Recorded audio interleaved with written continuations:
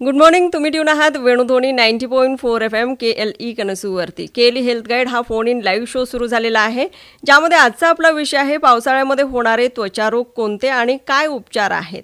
आणि या विषयावरती मार्गदर्शन करण्यासाठी आपल्यासोबत आहेत डॉक्टर भावना जोशी, ज्या केलीज डॉक्टर प्रभाकर कोरे हॉस्पिटलमध्ये डर्मॅटॉलॉजी डिपार्टमेंटच्या HOD आहेत आणि प्रोफेसर पण.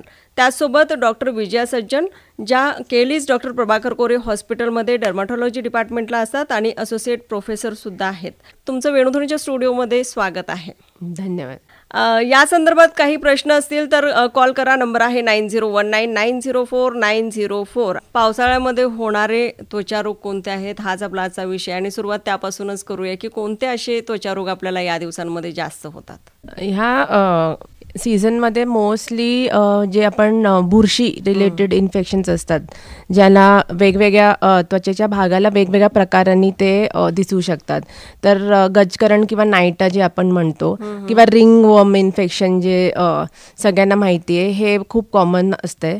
त्याच्या पलीकडे आणि वेगळ्या टाईपचे फंगल इन्फेक्शन म्हणजे शिबळ आपण जे म्हणतो, जे पांढरे पॅचेस येतात आपल्या पाठीला, ते होण्याची शक्यता असते.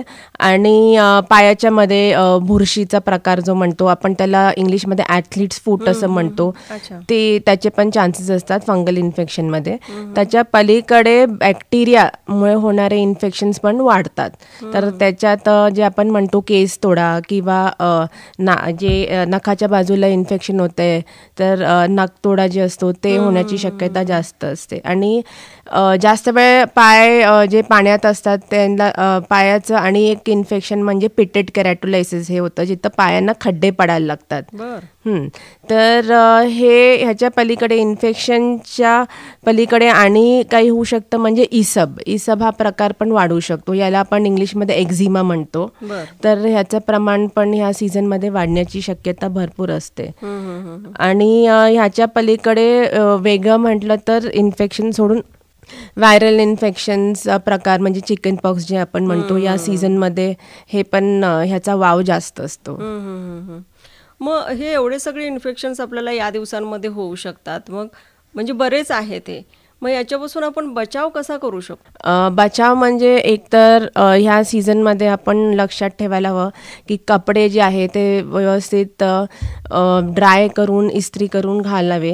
कारण ओलसरपणा हा जर राहिला तर ह्याच्यानी दोन गोष्टी होण्याची शक्यता असते. एकतर नाईटाचं प्रमाण वाढू शकतो. म्हणजे जर नाईटा चालू झाला असेल, छोटा असेल, तरी ह्या बुरशीला पाणीचा खूप हे असतो. म्हणजे आपलं जे कमरेच्या एरियामध्ये म्हणा किंवा जे फोल्ड एरिया असते, तिथं हे बुरशी आणि पाणीचं कॉम्बिनेशन खूप त्रास देऊन इन्फेक्शनला वाव देतं स्प्रेड व्हायला.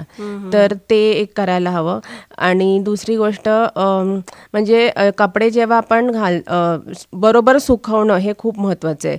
ओलसर कपडे चुकूनही ह्या सीझनमध्ये घालायचे नाही. सॉक्स पण, जर सॉक्स ओले झाले असतील तर चुकूनही ओले सॉक्स परत घालावे नाही. शूज ड्राय करायला हवे, नाहीतर तिकडनं फंगल इन्फेक्शन एकदा चालू झालं की नखालाही पसरू शकतो आणि बोटांच्या मध्ये पण चालू होऊ शकतो. आणि महत्त्वाची गोष्ट आहे की इन्फेक्शन चालू झाल्यानंतर कपडे एकमेकांचे जे आपण धुवायला घालतो ते वेगवेगळे आपण धुवायला हवे, एकत्र धुता कामा नये. कारण पाण्यामुळं म्हणजे बकेटमध्ये एकसर पाणी असल्यामुळं एकाचं इन्फेक्शन दुसऱ्यांच्या कपड्यामध्ये जाण्याची शक्यता असते.